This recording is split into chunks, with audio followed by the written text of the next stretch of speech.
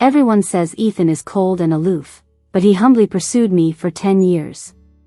When I was pushed into a fiery blaze, he didn't hesitate to throw away his billion-dollar fortune to join me. In this new life, I decided not to be the manipulative woman who stringed him along. I wanted to treat him well with all my heart. Too bad it seemed like he'd been reborn too. Lucy, do you still want to treat me like a dog like last time, He backed me into a corner with divorce papers. He said he'd never want me in this life. Never. When I was 11, 5 of my fingers were broken. From then on, I vowed I'd rise to the top of this world by any means necessary. Later, I did a lot of bad things. Eventually, I was pushed into the flames for revenge. As the fire engulfed me, nothing crossed my mind. Except when a white figure stormed into view, hugging me tightly. It was Ethan, my husband, who loved me intensely and was spotless other than me. As we turned to ash together, I wished if there was a next life, I'd give my heart and soul only to him. This is the divorce agreement. Sign it. The flickering light made my thoughts unclear. The man standing opposite lowered his eyes. His gaze was cold. Ethan. Don't do this, I tried to grab his hand. His veins throbbed as he quickly pulled away. This was the first hour and 41 minutes of my rebirth. I started to feel a strange sense of relief. Ethan finally realized I was a woman who deceived him out of his money and feelings. He wanted nothing to do with me. I sat in a cake shop, looking through the thin glass. Across at the school building, I saw 2 figures. Ethan must not know I was watching him help another girl with her problem as she nearly brushed his clothes. Yes, this lifetime, Ethan should know who's kind and innocent. But I still propped my cheek and messaged that girl. Betty, how are you seducing your brother-in-law? Betty is my younger sister. Technically, she's the real heiress, and I'm the fake. When I was 12, Kate, my foster mom, found me during a stormy day. Everyone thought it was a coincidence. It wasn't. I broke my leg to ensure I'd look pathetic enough for Kate to rescue me on that rainy day. I wanted wealth and status, to never taste bone-crushing humiliation again. When Betty was 16, she was found and returned to the family. She was always kind, innocent, and pure. The things I had to break bones for, she got without lifting a finger. I resented her. Wondered why she never had to taste the mud and agony. That's how cruel a woman I was. So in my past life, I paid dearly for it. Maybe Betty truly was the divine girl everyone made her out to be, and I angered the gods. In this life, the only one who loved me turned his back on me. I curled up on the couch, staring at that divorce agreement on the coffee table. Ethan, will you come home tonight? This message had been chilling in my phone for over 4 hours with no reply. Ethan was indifferent by nature. His friends often joked he was just a big block of ice. But last life, I never felt that way. I thought he was my lapdog, coming when he sensed me, always lingering around. He'd hold my hand at every chance. He used to respond quickly, offering 10 replies to my one. Now, when my phone dinged, I rushed, only to see it wasn't him. It was Betty, with a message and a picture. Sis, I didn't mean to seduce Ethan. I want to help you manage Dad's company, so Ethan's just introducing people to me. In the photo, the girl had a charming smile, standing next to him like a couple. I called Ethan about 10 times.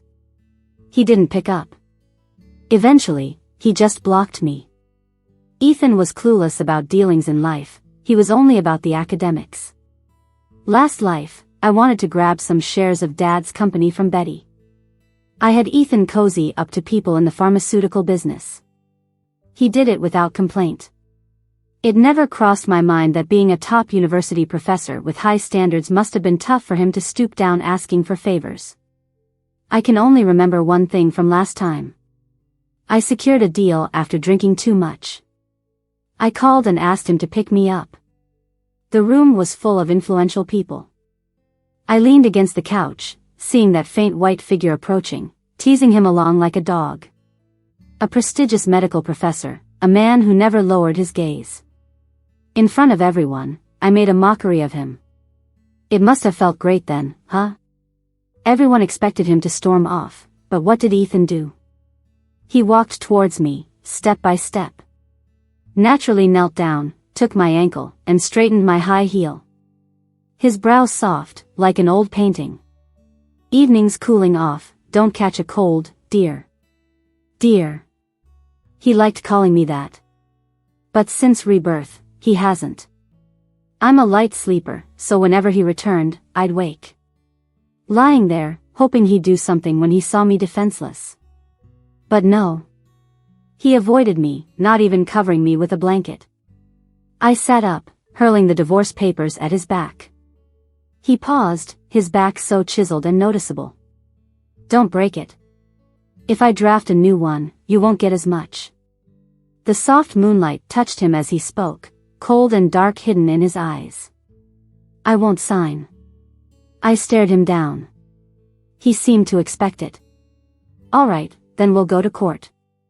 Ethan, you jerk. I lunged, trying to grab him. He easily pinned me down. The curved moonlight fell as he pressed me to the sofa. His grip on my neck wasn't gentle. But I bit his hand, yet he didn't flinch. For a moment, he let go. Softly brushed against my cheek. You do cry. Leaving that cold, cryptic phrase, he left me alone in the living room. My eyes shut tight, trying to hold back the tears. Don't leave me. That was a vow I made at 10. I wouldn't say it again.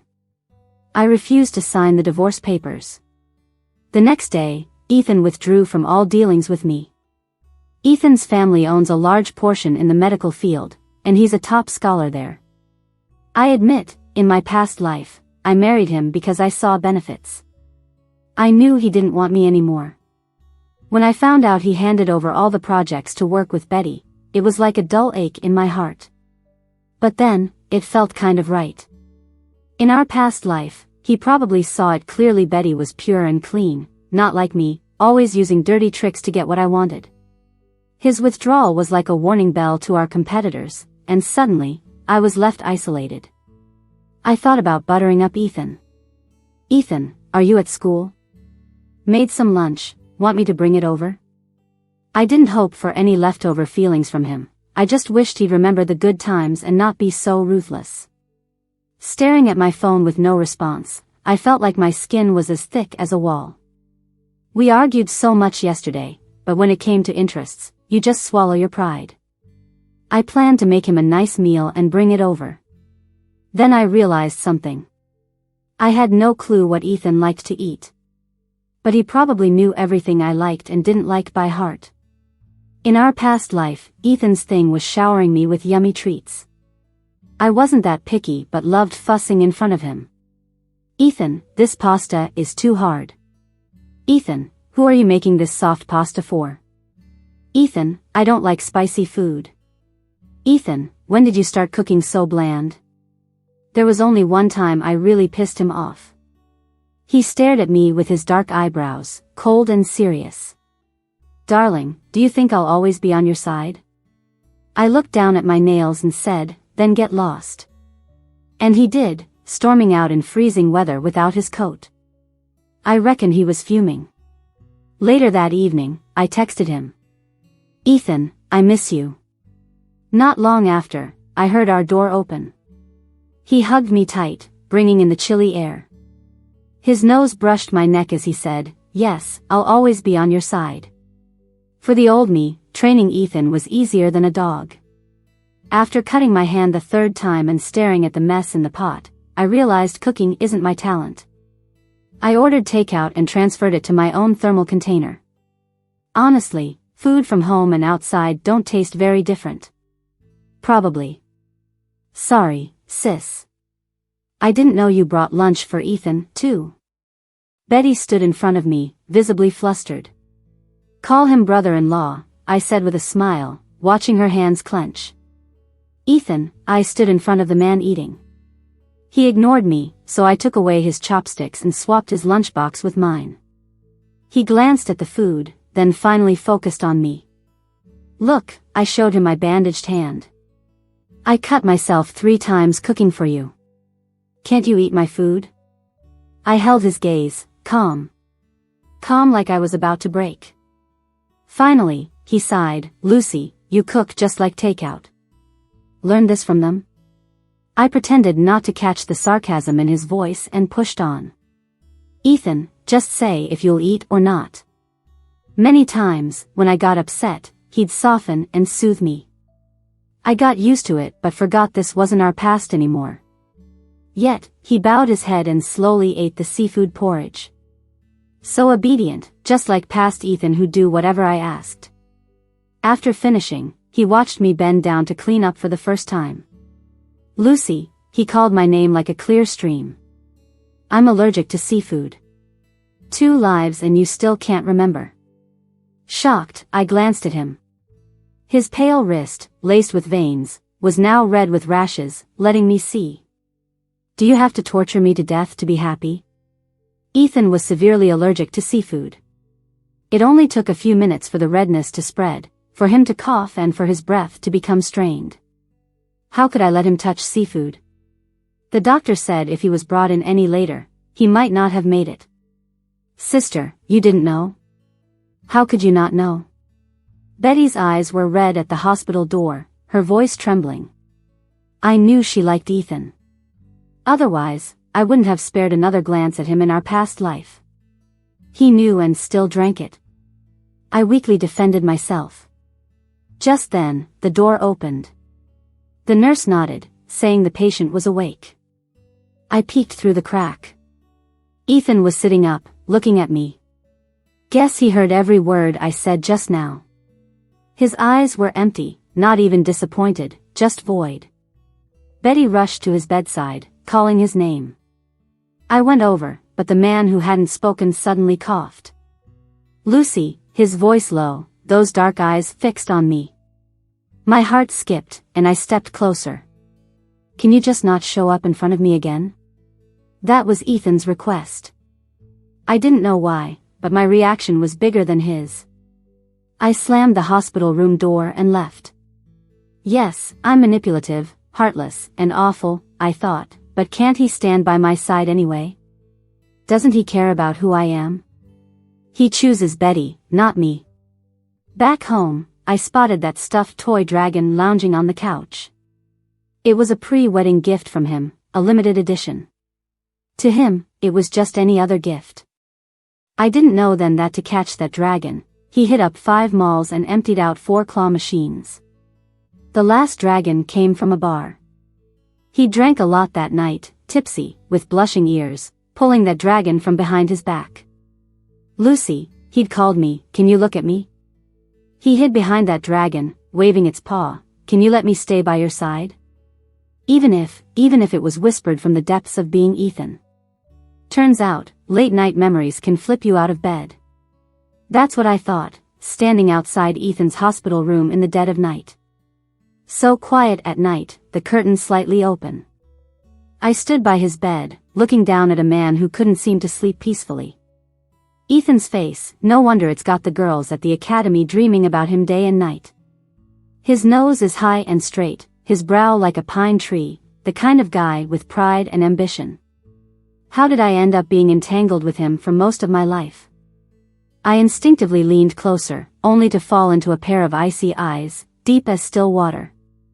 I had no idea when he woke up, watching me from the bed. His gaze was so cold, it made me back up half a step. "You're finally tired of me, huh?" I sniffled, no idea why. In the dim moonlight, I suddenly sneered and threw out that self-deprecating remark. "Surprised?" He asked, every word clear as day. "Shouldn't I dislike you?" I felt a dark edge radiating from him. He sat up straight, heartbreakingly earnest. "You're so selfish, so calculating, with such nasty tactics. Shouldn't I detest you, Lucy?" But what of it? "Ethan, have you just figured out what kind of person I am today?" For some reason, I was easily provoked by him tonight. The night felt suffocating. This was the first time I'd felt so uneasy in front of him. I grabbed his collar. I think he got angry too, because the veins bulged visibly on his neck. What? You don't want me anymore? Or do you think someone like Betty is better, so you cozy up to her? I'm telling you, even if we divorce, I'm not gonna let you have a happy ending. If I can't have it, I'll destroy it. For someone like me, who's lived in mud and can't stand the sight of any dazzling light.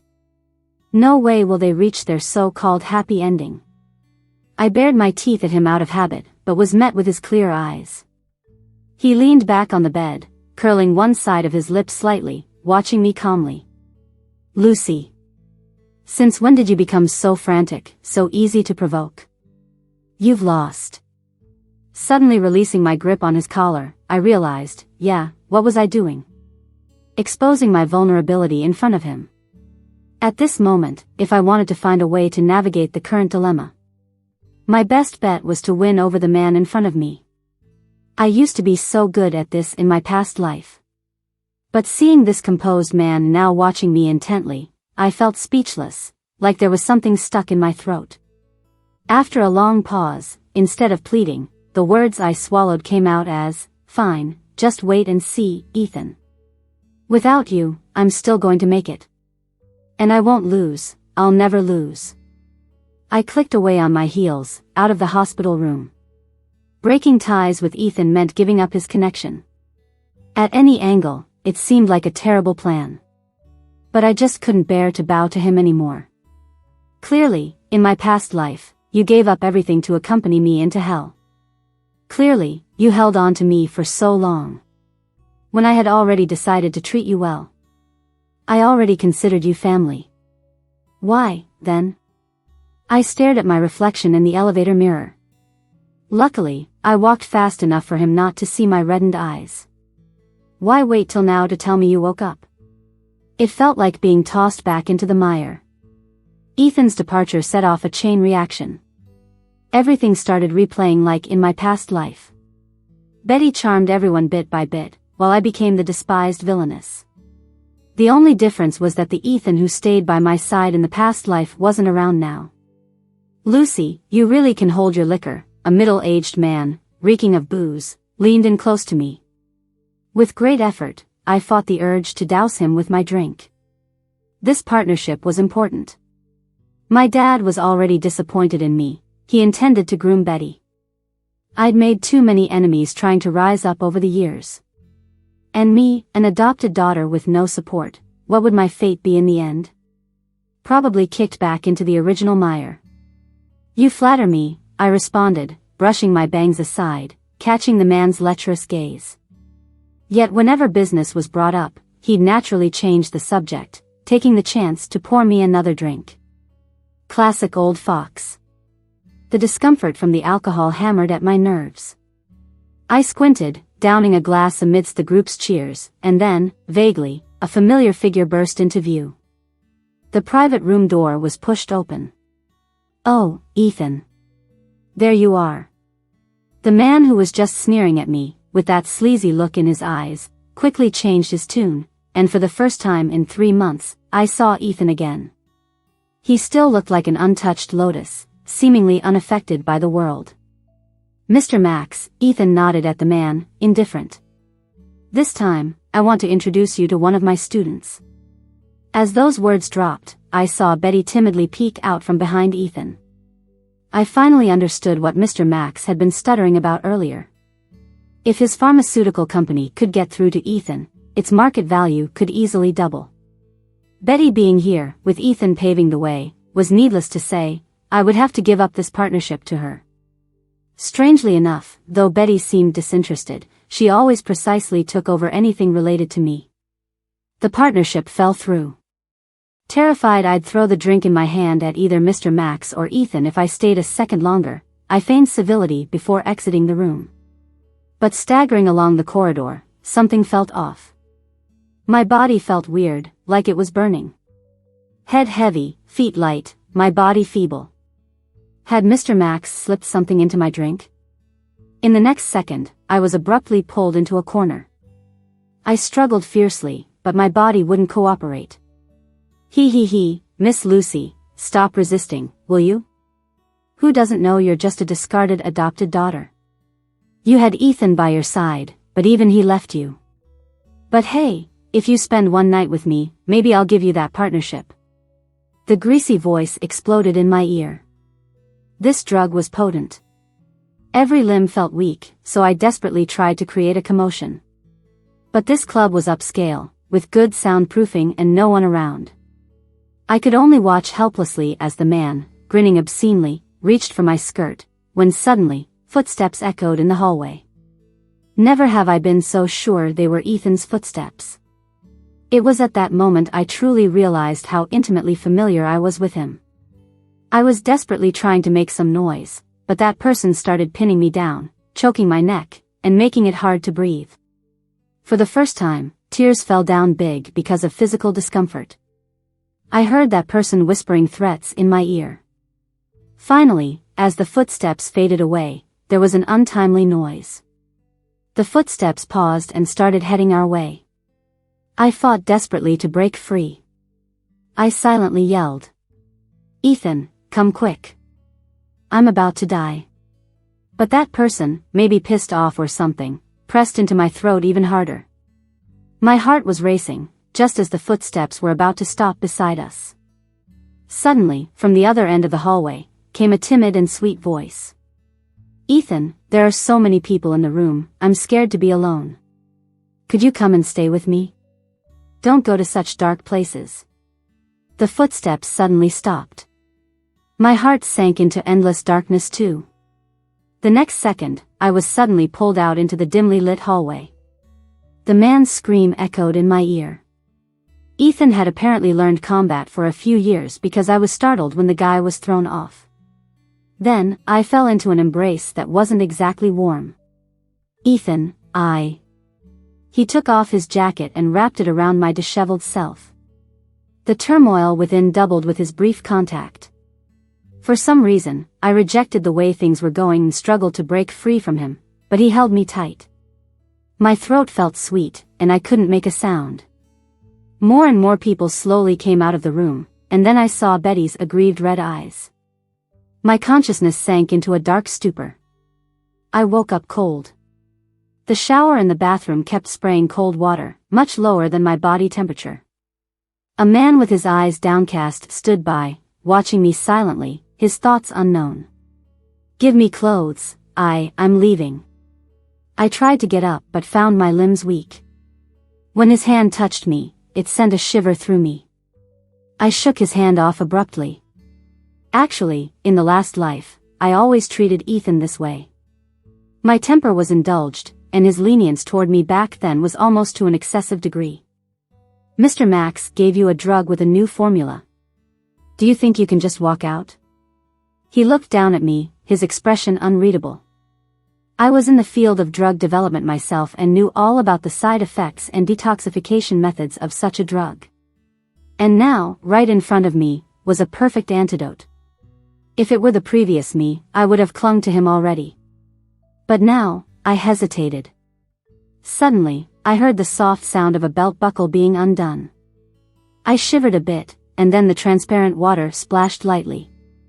He tilted my head and kissed me.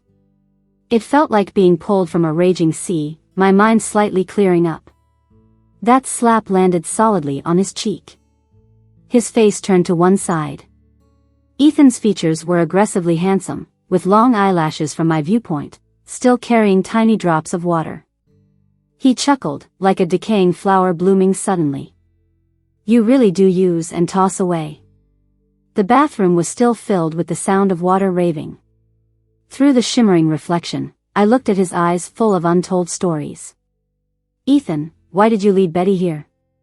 Whether you pitted her from the last life or you truly fancy her now, Ethan, if she has a place in your heart, whenever it's a choice between her and me, choose her. I'm not an overly sentimental person. I've spent most of my life trying to understand what love is. But I see everything the same. I want it all, the very best. If he's distracted, then he's just garbage to me. And I don't need garbage. Lucy." His eyes were clouded, I couldn't see through them. "Both of us know what's the best way to go in this rebirth, don't we? So, Is your mind telling you not to repeat the mistakes of the last life? Then get lost. I splashed water at him. He didn't dodge, just kept looking at me with those pale eyes. Lucy. He called my name, lingering between his lips and teeth, wearing down disappointment and resentment. It's not me repeating mistakes. It's you. Hell-bent on a path, unwilling to repent even in death. Right? I was frozen there, panic slowly magnifying inside. The man stood up. The world outside was so dark, with his shadow creeping along. His eyes fell on me, leaving my thoughts in chaos. Next time, don't let Mr. Max handle things. He's too careless, not even disposing of the drug packaging properly. In the quiet bathroom, I listened to his every word striking my heart. That drug came from your lab, right? Without collaboration, he wouldn't know the formula. So many people saw me protecting you today. That should be enough for you, no? He said that and then left the bathroom. I lay alone in the bathtub, half submerged in the darkness. Looking up, gazing at the dusky ceiling. Yeah, it's enough. I can't lose. Mr. Max may appear decades older than me, but he was my college classmate. Today was all part of my plan. I was betting on whether Ethan would publicly come to my rescue. If he saved me, it meant our relationship wasn't that shattered. I could use him again as leverage for a turnaround. I gambled and won. Now, probably many partners want to inquire and restart partnerships with me. But why am I so scared? Ethan's look when he left. I suddenly realized my heart. It turns out I'm equally lost and panicked by his disappointment. Destruction is the relentless salvation of the soul. Why do the bad guys in movies last so long? Maybe they're like me, shameless and letting go of too much. Near the year end, my status finally got stable again. Betty messed up several collaborations, and being the capitalist's daughter, all the focus shifted back on me. Things should have moved in a good direction, but unfortunately, as I mentioned before, I did too much last time and made too many enemies. So, after 3 business engagements in a row, on the way home at midnight, I was grabbed by men in baseball caps into a white van. I didn't even feel surprised. Who sent you to kidnap me? I can pay double, triple. Unequal negotiations always cater to one's interests, so my mind ran numerous scenarios as I got shoved into the car.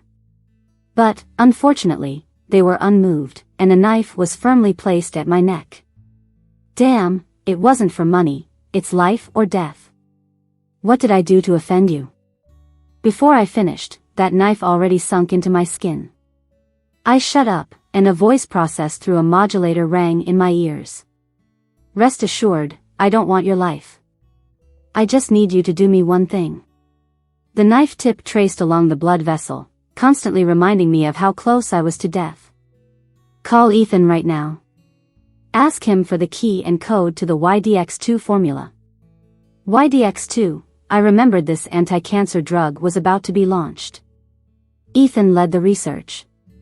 Once it's released, it might revolutionize the medical and pharmaceutical fields. It's a pity we both died just before it launched in our past lives. I got hit by a car on my way to the release event. Ethan saw the car wreck burning and ran in to hold me, dying in the flames. No. I was just his ex-wife.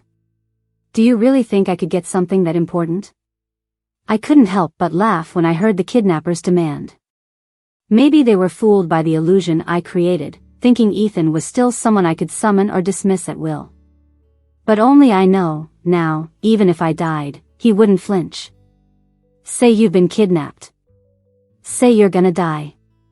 The blade finally cut a line on my neck. He eased up a little, then pressed the tip against my chest. I really had no choice. From his tone, he wasn't lying. If I couldn't get the key, I definitely wouldn't survive tonight. But YDX2 was basically all of Ethan's hard work. Those people wanted the formula to launch before he could. If I actually got it from him, it'd ruin his whole life.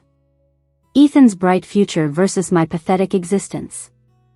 Clearly, I should sacrifice myself. Too bad, I said I was a scoundrel. Hand me the phone. I'll just say I'll try my best. He seemed satisfied with my cooperation. Before the call connected, I prepared myself. First, I should have a perfect mix of sobbing and a little shaky voice. Tell him, Ethan, I'm nearly dead, please save me. He was such a sucker for me playing soft. That way, there'd be at least a 30–40% chance of success if not more.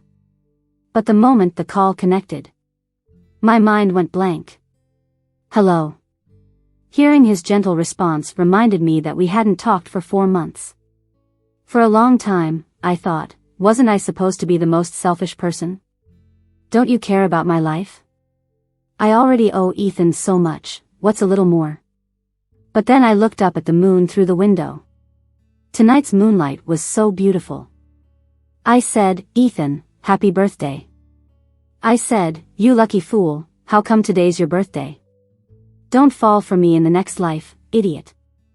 I pushed myself onto that blade. What's the biggest failure in life? A stingy, selfish joker.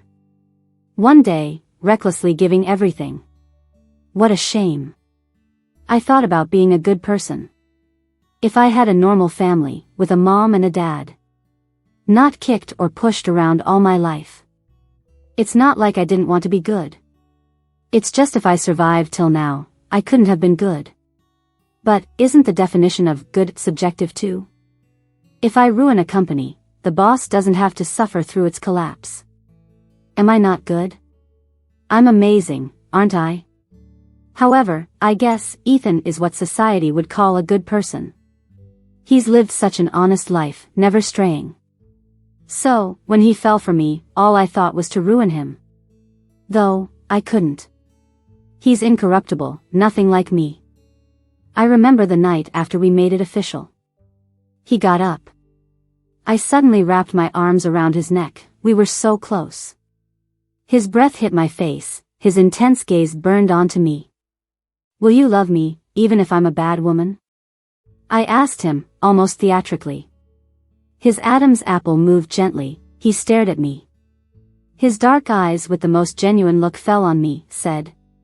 Yes. His knuckles brushed the sensitive curve of my spine, he bit my shoulder lightly. Gently. When weren't you a bad woman? So, I'd already ruined him. No point denying. The world keeps turning, I don't believe in a 100% love in this world. The only thing I believe is he loves me. He's managed something so tough.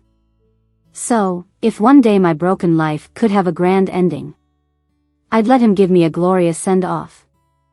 I stared at the ceiling, floating, up and down. Is this heaven? Not possible. Not because it just looks like a ship's cabin. But because of the man sleeping beside me. How could Ethan and I die and end up in the same place? Awake? He glanced at me briefly. Then rearranged the slightly slipping blanket over my shoulder. Where are we? Open sea. We're probably near Copenhagen. We've drifted pretty far.